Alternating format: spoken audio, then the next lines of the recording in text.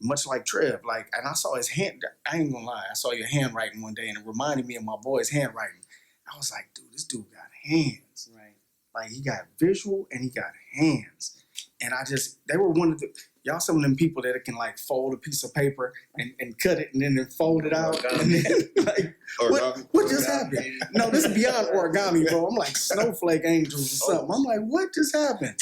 How you do that? But handwriting, bro, my handwriting is a mess. Anyway, I saw these haircuts, and I was just like, I need to learn this. And he faded and cut and lined everybody with one pair of clippers at 12 years old. I was like, Mom, I need a pair of clippers right now. She got me a pair of clippers. I brought them to him. He adjusted them. Next thing I know, I'm cutting. I'm cutting myself. I'm cutting my brother. I'm testing any and everything I can at the house. Mm-hmm.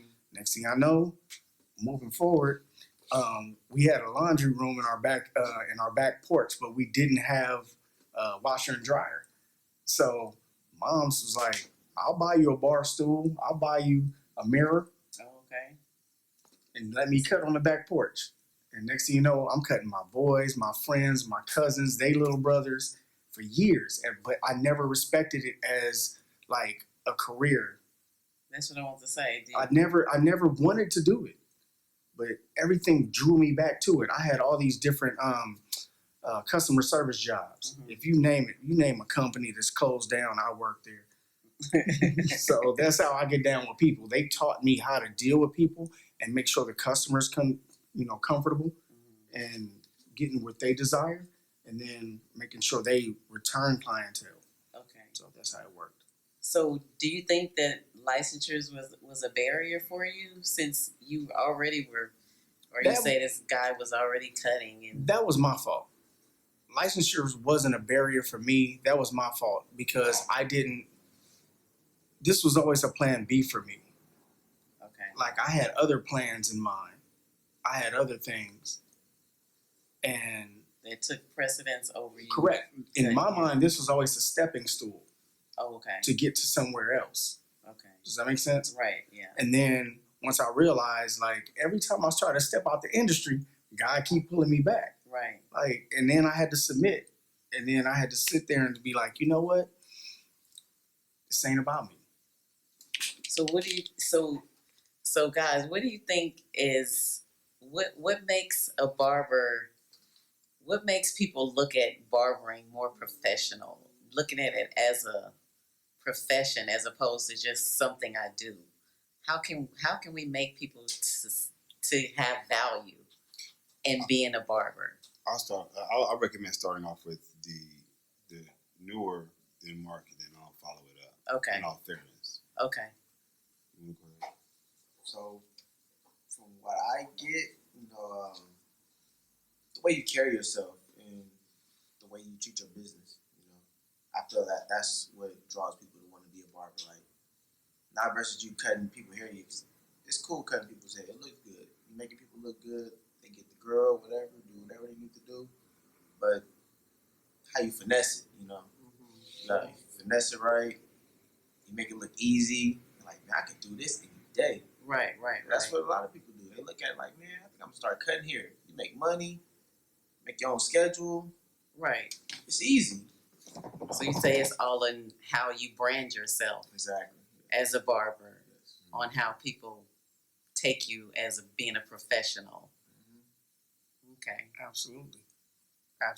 Marketing is everything. McDonald's sells garbage every day. But guess what? People buying it every day. I'm just saying. You go to that drive-thru for the fries at 2 a.m. I found a French fry in my truck one time. It had to be like a year later, man. I just wasn't vacuuming the corner right. It still looks the same.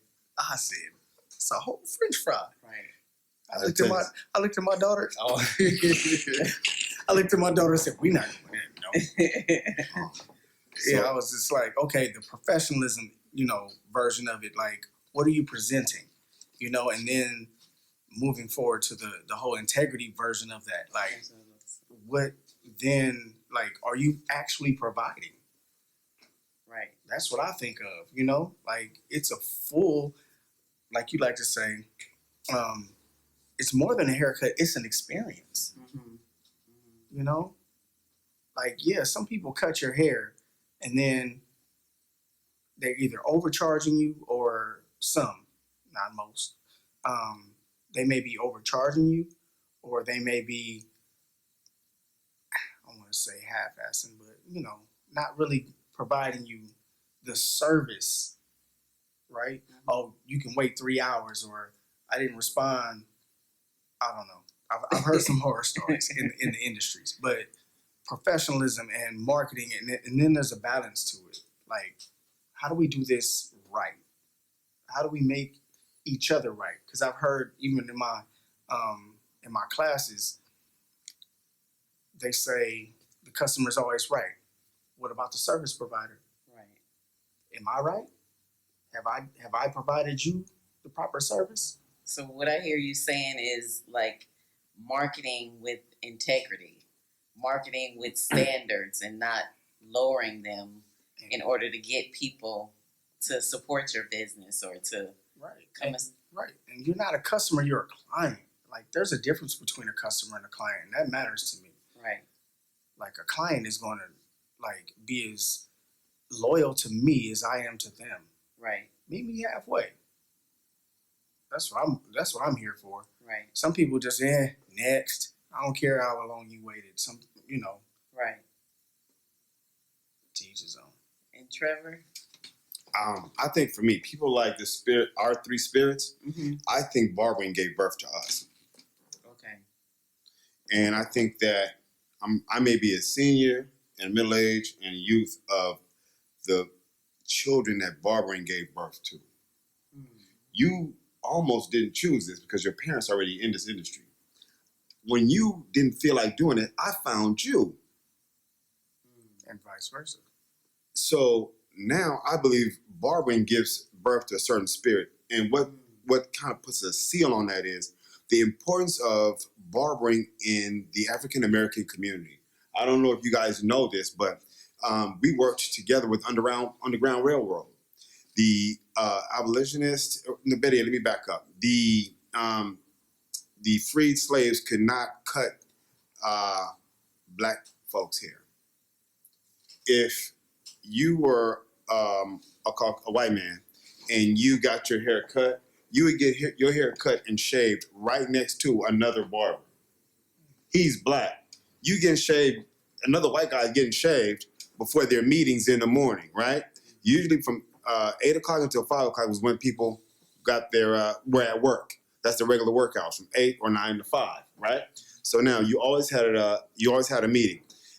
Usually before in the military, I think it was Alexander the 14th, he decreed all men and businessmen and people in the militia shaved off their beards because during the times of war, they would grab them by their beard and yank it off. That's why now the military has to be clean-faced. So now some of those people transitioned into government positions of politics. So they have to get their hair shaved. Now, there was always a wood floor, or you'd walk up into a salon or a barber shop, not knowing to the government officials or politicians or police officers, Harriet also has some slaves under the barbershop. They would speak to each other and let them know what's going on in today's meeting or what happened in yesterday's meeting. So the slaves or the runaway slaves had the information to take to Harriet. So they would hear it right from the horse's mouth. Then they would have to get a shave again when they got off work. What time was the usual hours for work? 8 to what? 5 o'clock shadow. Code talk. So they 5 o'clock shadow. time come for the 5 o'clock shadow. Boom. Okay, everybody's in play. We're gonna get the news from the horse's mouth. And the thing is, they couldn't. The other white cats, or let me back up. I'm gonna need you to tell me the story again later. You got it. Cold. Right? we The black we folks- gotta have a grown man talk about Man, this. the slaves and the barbers were getting all the information because they figured or considered being a barber was a subservient or a service job that was below them. Okay, good. We got all your information. Then turned around. Barbering was also what helped us become millionaires. There's a book called The Color Line Barber. One barber went back and bought a slave master's house. This made us rich. So understanding that and knowing that in my spirit, what I realize is now I got to become that person that you want to be. Back in the day when you grow up, oh, what's up, baller? No, I'm a barber. What? Really? Yeah. I'm not a baller, I'm a barber. If a person is working and they make less than, let's just say, $30 an hour. If you make $15 an hour, it takes you 2 hours to come sit in my chair for 15 minutes. Wow. Right. If you don't make more than $15 an hour, it takes you 3 hours of your job to come sit in my chair for 15 minutes. I'm gonna cherish your time. I'm going to make you have the best experience in 15 minutes that I can give you right here, right now, in these 15 minutes. I'm gonna let you know as a brother to brother, man, I love you and I cherish you. I cherish your time and I respect you. Right. So it's incumbent upon me to love them that way, to uplift, encourage, inspire, and to talk to them for that 15 minutes. So it's more than just this haircut. I'm not cutting hair with my hands. I'm cutting with my heart. Feel it. So it's interesting that you say that barbering chose you, because I was like I told them in the beginning that I read a lot of Bible scriptures, and I wanted to. Everybody Googles everything, but I wanted to find out what the Bible said about hair, and so I traced it back to Leviticus. So Leviticus was the priest, and the priests were responsible for shaving off people's heads, shaving off beards. If somebody had leprosy, the priests were the ones that would recognize that. So it's like, to me, that just puts barbering on a whole different level than what we've seen. There's a statue now, I'm not sure if it's either Africa or it's in some part of Egypt, but there was a monk that shaved off all the body hairs of all the barber shaved off all the body hairs of all the monks that had gone into the temple to pray and or worship or to give praise. And his name was Mary Ma'at. And his statue is still up today. Mary Ma'at. Mary Ma'at. Ma'at. Rest in peace to Good Fred. Oh, yeah. Rest in peace to Good Fred. Yeah. LA legend, amazing older brother.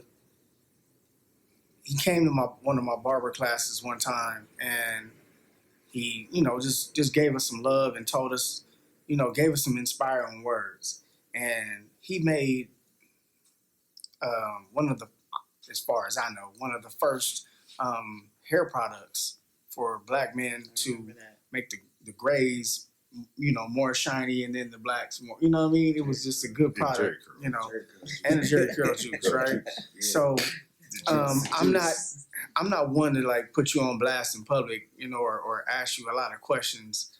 But one day I saw him out at a family dinner with his family, and I waited till his family kind of peeled off or whatnot, and I just went to speak to him, and I said, how do I become successful in this industry? And he said, do your research.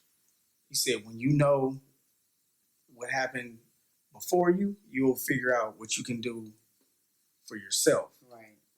So we all have different things. And so I have my different passions, but he told me, that really, really it stuck with me, and it always will, like, just to know the history of the business, of the industry. And thinking back, when I started doing my research, I found that, and it was truly amazing that we were professionals. We were dentists. We were bloodletters. Yes. Yeah. I'm like, wait, what? Yeah. We ain't like and back to what you were saying, like, we not just hustling. We not just cutting hair. Right. Wait, we're professionals. And then I started seeing these images of amazing men dressed like these men, Right. and they taught me how to dress like that. I'm not dressed like that today, excuse me. It's okay. But at the same time, these men come to work. When I go to work, I do dress up. But yes, you do. yeah. And when it's time to dress down, I got to dress down. I got to relax. But that just blew my mind. Like, wow, these men dress like that. They rolled their cuffs and they wore ties and I'm like, the guys that have most of the guys that have no respect for people's time and their money or whatever it is that they're doing. It blew my mind that we came from this and now some of us are that. Yeah. Okay, and now this is why you started your show, and thank you for doing that. Thank you for starting this communication. Yeah. Because we need to get back to where we came from. Definitely. Because we are great. We are professionals. We are dentists. If you don't know your past, you're doomed to repeat it, right? That's why I became an instructor. Wait, say that one more time. If you don't know your past, you're doomed to repeat it. Say it one more time, especially if it's in a negative way. Say it one more time. Yes. Say it one more time. I Just said one it more. two times. I need one If you more. don't know 3 your times the past, charm. you are doomed to repeat it. Thank you. That's what 3 made me times the become an charm, baby. instructor. So yes. Yes. And that's the motto for my life: to be a well-groomed, humbled, organized businessman, to stay equipped spiritually, mentally, physically, and financially, And emotionally. And it's interesting that working for State Board, I see a lot of the new barbers come in there, and so they're trying to get their license, honestly trying to get their license. But I look at their workstations, and I'm like, really? You expect to come through the board like that? Everything is open, just spread out. You use something, it's just sitting right there. Literally, it's no organization. It's everything is scrambled. It seemed like it should be more focus led, and it's not. Yeah. So I don't know if that's coming from the teachers that are teaching them, or if it's just them not willing to conform to what they're being taught. What I think is, because they have the ability to have their own businesses, they shouldn't. Some people are natural born leaders, and some people don't treat things casually. If you take anything casually, it can turn into a casualty. Like So now, if you're casual with anything, whether it in any relationship, right, in any friendship, if you treat it casually,